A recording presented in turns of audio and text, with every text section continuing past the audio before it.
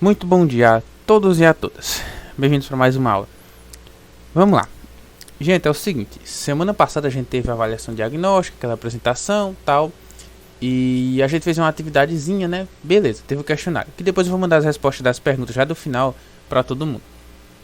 Olha só, a gente vai ter hoje aula de conteúdo.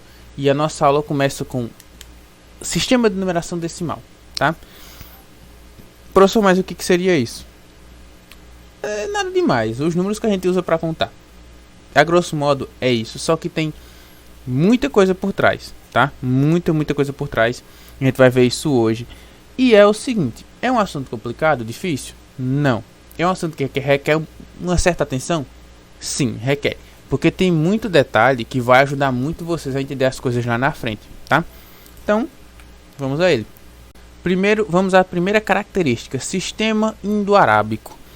Esse nome aqui eu não sei se vocês já conhecem, mas o que é que acontece? Os números 0, 1, 2, 3, 4, 5, 6, 7, 8 e 9, que estão no item 2 aí, eles são os chamados de algarismos indo-arábicos. O povo hindu, bem lá nas antigas, foi quem criou esse sistema. Aliás, eles eram muito avançados em matemática por conta disso. Eles usavam esses números já para fazer contas, para representar quantidades e enfim. E aí você vai me dizer, professor, mas não tem nada demais nesses números. Tem sim. Quando tu vê algarismo romano, como tu vê outros algarismos, tu vai ver que esse aqui é muito bom. Os outros são muito complicados de usar. E aí a gente tem 10 símbolos. 10 símbolos assim muito simples de tanto de escrever quanto de entender assim à primeira vista. E esses símbolos aqui, só com esses 10 símbolos, tu consegue representar qualquer quantidade. O brilho desse sistema está aqui. O povo hindu criou esse sistema. Mas por que chama indo-arábico? Porque os árabes, infelizmente, estavam invadindo o território do povo hindu. E acabava que os árabes eles eram muito cabeça, muito inteligentes. Sempre que eles viam uma coisa bacana em outra cultura, eles pegavam e anexavam. E espalhavam para os reinos que eles dominavam. Então, os árabes encontraram a cultura hindu, invadiram o território. Isso não é legal, tá? Guerra não é legal. Mas, graças a isso, eles pegaram esse sistema matemático, sistema de numeração, colocaram na cultura deles e divulgaram. E explodiu e hoje em dia todo mundo usa porque é muito eficaz. Provavelmente não tem outro que seja tão eficaz quanto ele, tá? Nem vá surgir outro mais eficaz. Beleza, então tá explicado porque que chama indo-arábico. De algarismos indo-arábicos, números que a gente vai usar, a gente tem 10. Ah, professor, mas a gente conta qualquer quantidade. Sim, mas é combinação, tá? Deixa eu escrever aqui, por exemplo. Vamos escrever o ano que a gente tá, 2022. Ah, professor, isso aí não tá dentro dos 10, tá sim. Tá sim porque, ó, a gente tem aqui, ó. Se você pegar a parte do 22, são dois algarismos 2. A parte do 20 é um algarismo 2 e um algarismo 0. Isso vai se repetir para qualquer número que você escreva, qualquer quantidade que você escreva. É sempre uma combinação desses 10 algarismos de 0 a 9, tá? E você representa qualquer quantidade. Bom, um outro brilhantismo desse sistema são os agrupamentos de 10 em 10. Como assim? Fazer isso, você escreve 10, o 1 e o 0, tá? O que é que isso aqui representa? Um agrupamento de 10. A gente vai pegar esse conceito um pouquinho mais a fundo na frente, tá? Vamos lá. O que são esses agrupamentos de 10 em 10? Vamos observar essa imagem aqui embaixo, ó. Vou usar o lilás, que eu acho que destaca mais nessa cor. Olha bem pra cá, ó. Nessa imagem aqui. Tu vai ter aí 10 círculos azuis, tá? E 5 círculos verdes. Até aí tudo bem, normal. Se você quiser, você pode vir aqui contar. Você vai ver que tem 15 círculos. Tudo bem? Professor, então por que o senhor usa essas cores diferentes e tal? Para mostrar, jovem gafanhoto, os agrupamentos de 10 em 10, tá? Então o que é que acontece? Observe que se contarmos apenas os círculos azuis, a gente tem 10 círculos. E temos também 5 verdes. Assim podemos ver a imagem acima como um grupo de 10. Olha só. Agora eu vou pegar o quadradinho vermelho. Um grupo de 10, tá? Somado com um grupo de 5. Com mais 5 unidades no caso. E olha só como é que a gente escreve. A gente escreve o 15, né? Aqui, no caso, você escreveria aqui, ó, tem 15 círculos. Desse jeito. Olha só que bacana. O 1 aqui, ó, tá representando um agrupamento de 10. E o 5 tá representando 5 unidades. Bacana? Então é assim que funciona. Quando tu parte para 20, por exemplo. 20 são dois agrupamentos de 10.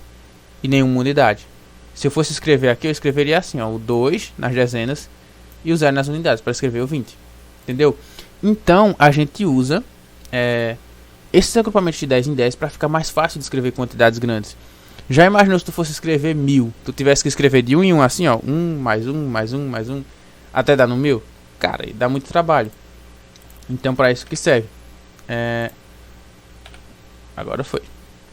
E isso gera pra gente um outro conceito, já que a gente agrupa de 10 em 10, né? O conceito de valor posicional. Porque é o seguinte, vamos voltar um pouquinho no outro slide. Perceba o seguinte, tem uma enorme diferença entre eu escrever 15 e eu escrever 51. Qual é a diferença que tem nesses dois números aí? São os mesmos algarismos que estão formando. A diferença é a posição, tá? No caso do primeiro aqui, ó, eu tenho uma dezena, um agrupamento de 10 e 5 unidades. No caso do segundo número, que é o 51, eu tenho 5 dezenas, ou 5 agrupamentos de 10 e uma única unidade. Então aqui é o caso que está na imagem, eu tenho 15 círculos, e se fosse círculos aqui também eu teria 51 círculos, muito mais. Então a posição do algarismo no número faz muita diferença. É muito importante, a não ser que seja um zero. Porque, por exemplo, 0,51. O zero aqui ele está representando 0 centenas, ou seja, nada. Não altera em porcaria nenhuma. Inclusive eu poderia colocar 0,051, que continuaria não alterando o valor, tá? E é daqui que isso... Pasmem, o ditado zero à esquerda surgiu dos matemáticos, tá?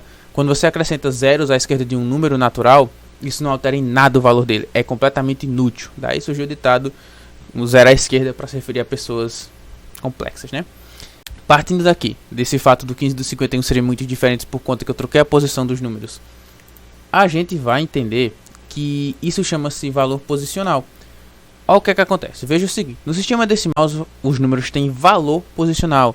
Isso significa que dependendo da posição que um algarismo indo-arábico, para pegar o nome, ocupa em um dado número, ele muda de valor. Então olha só, vamos pegar aqui, vou pegar a caneta e colocar cor lilás.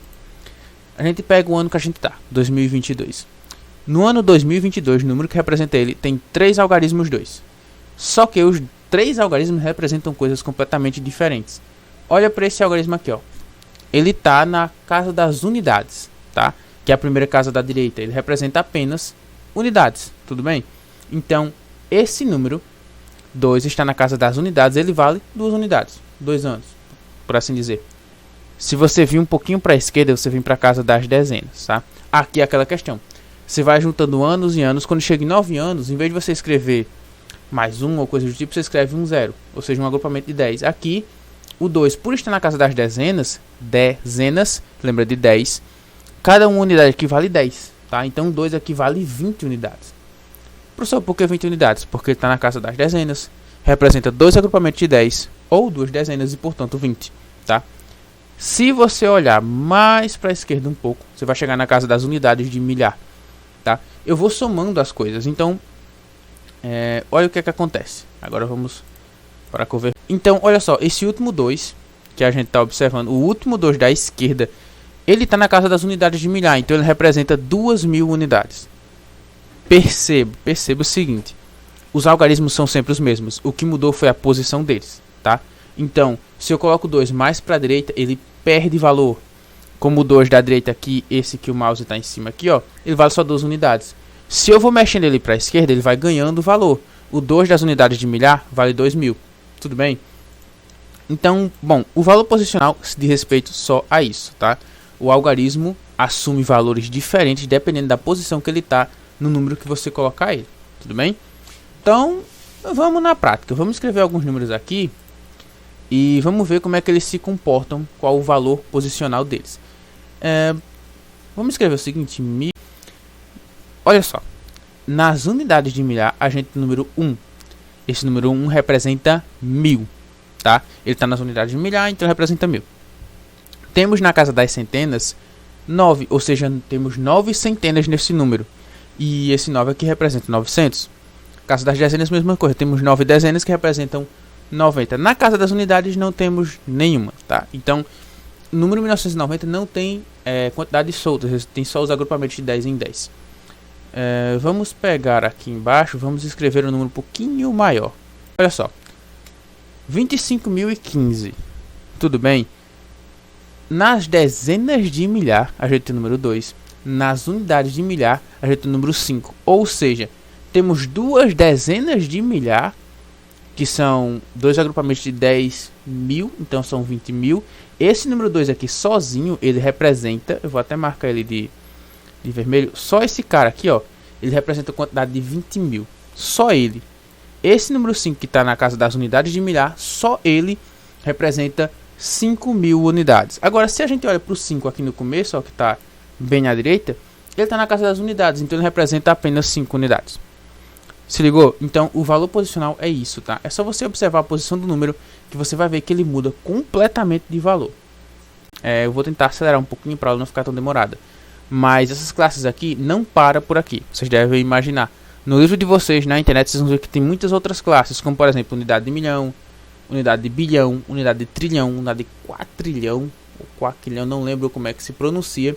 Mas isso aí vai se estendendo infinitamente, tá? Tem infinitos nomes com essas denominações aqui. Mas eu não vou me atentar muito a isso não. Com até unidade de milhar ou unidade de milhão já está ótimo pra gente.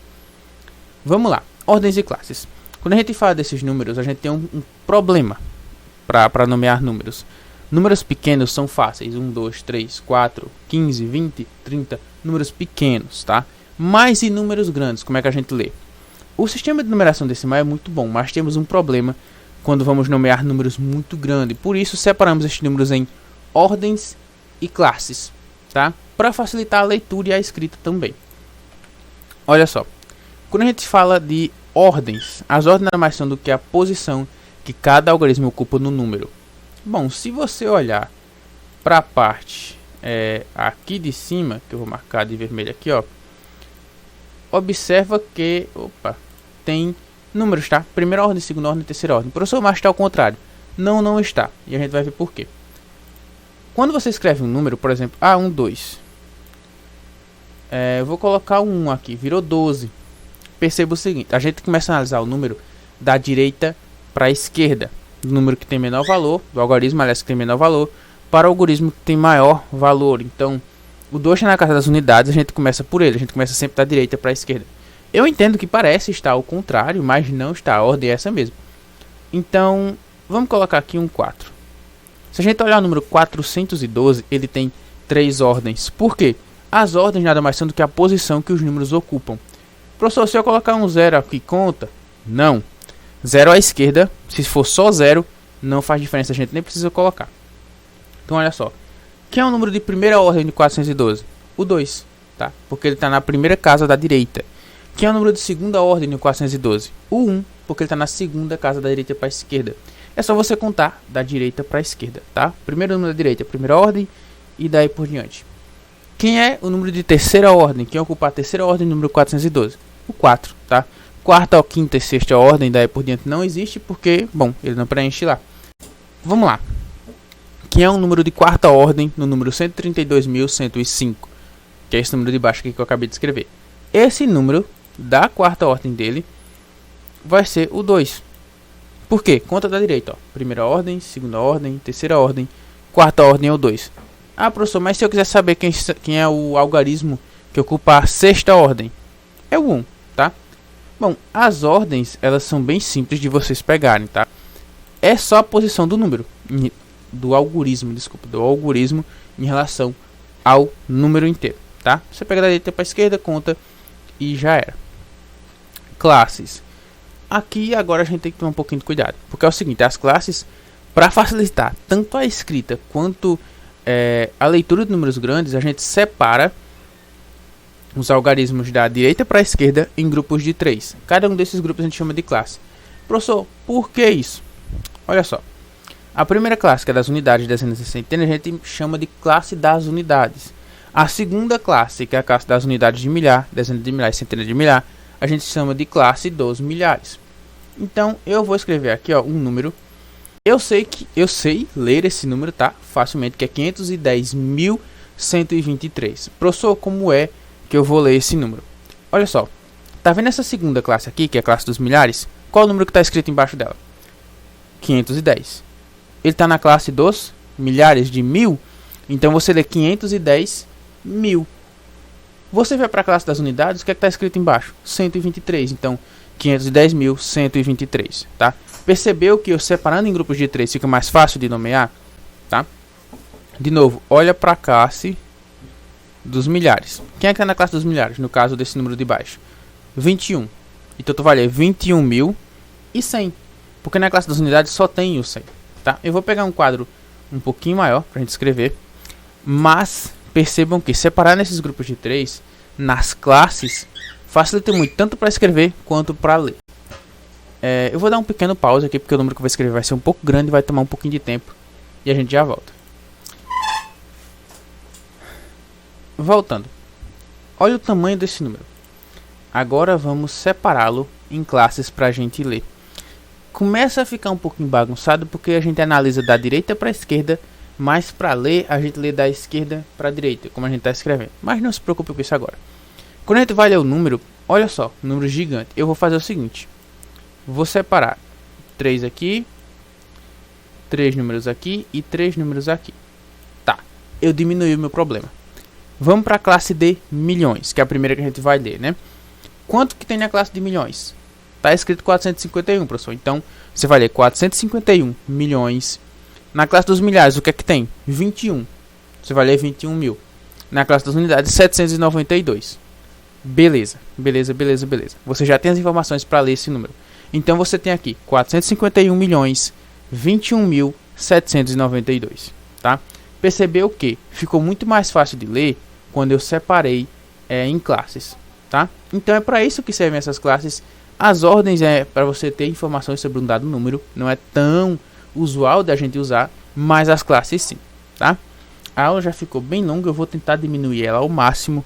Então, por hoje é só, tá, pessoal? Vai ter as atividades aí para vocês. Mas lembrem-se que vocês têm que ter um olhar especial para as classes, porque elas ajudam a nomear e a ler os números. Valeu!